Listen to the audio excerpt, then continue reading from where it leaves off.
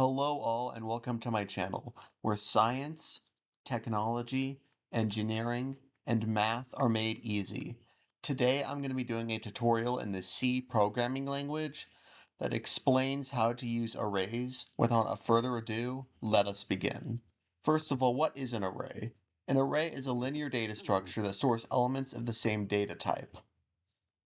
So I'm going to teach you how to build and utilize arrays in your code. Now this down here is what is included in every CE code. It is the basic structure of it. So right here, I'm going to do a linear array, the most simple and basic type of array. I'm going to introduce the integer of array, and I'm going to set it equal to these brackets. I'm just going to make it real simple, 0, 1, 2. So this is the basic linear array right here. Now suppose I want to print 1. So I'm going to print function. I have the %d for integer and the /n to create spaces in the output between different answers. And I'm going to have array 1. Now let me show you how this works.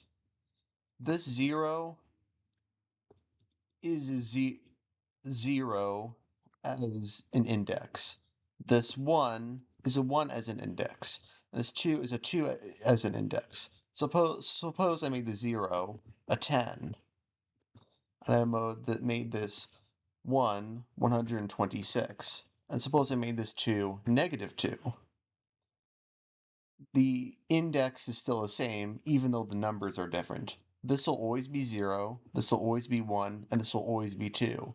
Even if I make this something crazy like 3000,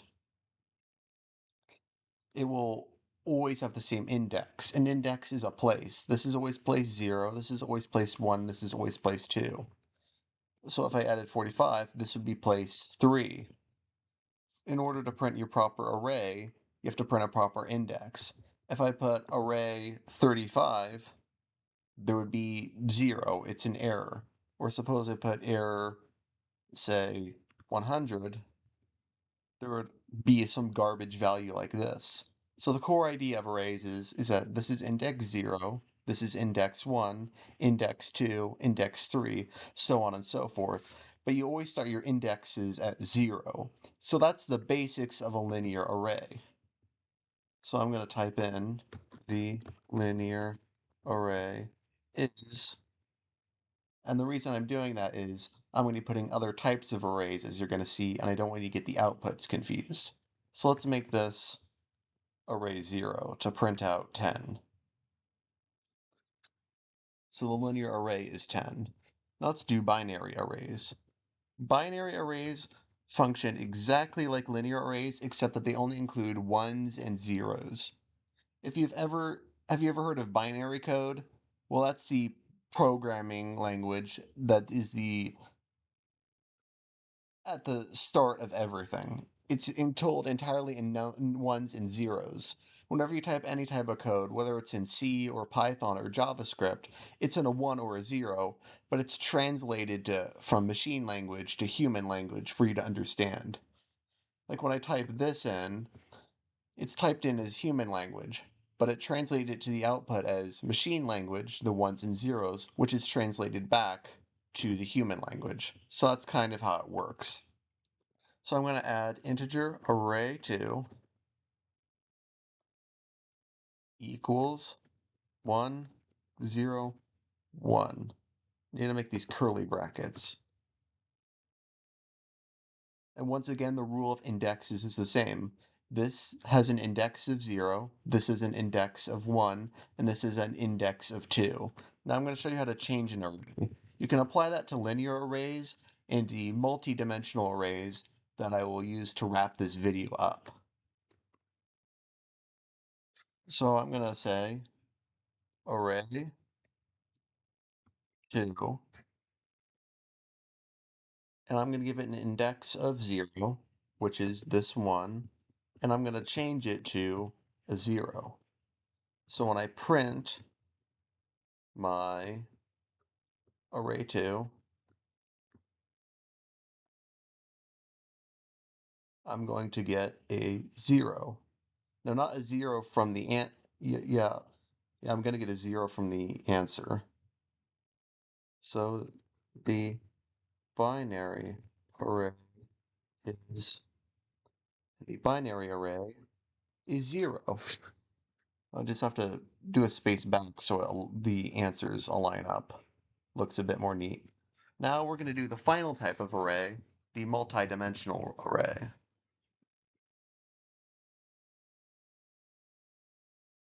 Now this type of array is a bit more complicated and applies the use of for loops.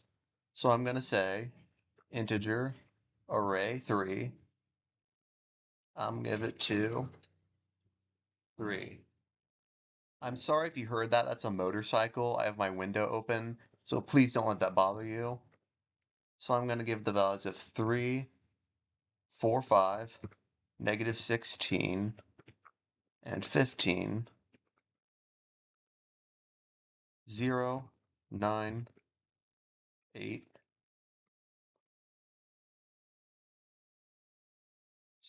So do you see what's going on here? I have 2 rows, 1 row here, and 1 row here. And in each row, I have 3 columns. If I made it 4 rows and 5 columns, I would have 4 rows and 5 columns within each row. So you can do it with whatever number you want. Now I can print out the individual index values and change them like I did with binary arrays and linear arrays. But what if I wanted to print them all out? That requires the use of a for loop. For integer I equals 0, I is less than 2, I plus plus. Then we use a second for loop for integer j equals 0, j is less than 3, j plus plus, print function, %d for integer, the slash n to separate the output from each other so they're not all crowded together. The multi-dimensional array is, comma, array 3, I, and j. So let's print this out. So it prints the multidimensional array of 345 all the way down to 8. Now suppose I just wanted to print the value of, say, 9. How would I do that? Well, here's how I would do it. Array 3, 1, just let me show you. Print function, %d for integer. I don't want all my the answer on the, I don't want all my, I don't want this answer on the row with this, so I'm going to put the slash d, array 3, 1, 1, and I get 9. So, you know indexes? Well, this also has an index. This has an index of 0. This whole row. And this row has an index of 1. So I'm looking for index of 1. So I go here, and then we go down to the individual indexes. Index of 0, index 1, index 2. And so I found the index of my row, which is 1. Then I find the index of my column, which is also 1. You can apply this thinking to anything else. Suppose I want to find negative 16. I would have a row of 0 and a column of 1. And that is the basic thought process for all of this. Thank you all for watching this video. I'm very grateful that you saw it. Please tell me how I can improve it. I'm still new to YouTube, and I want brutally honest advice. Oh, and one more thing. This is my website, Python Imperium. I have some of my videos on it, not all of them, but sometime this fall I will put them all here. So look at it and tell me what you think about it. That's all I have for you. Thank you and goodbye.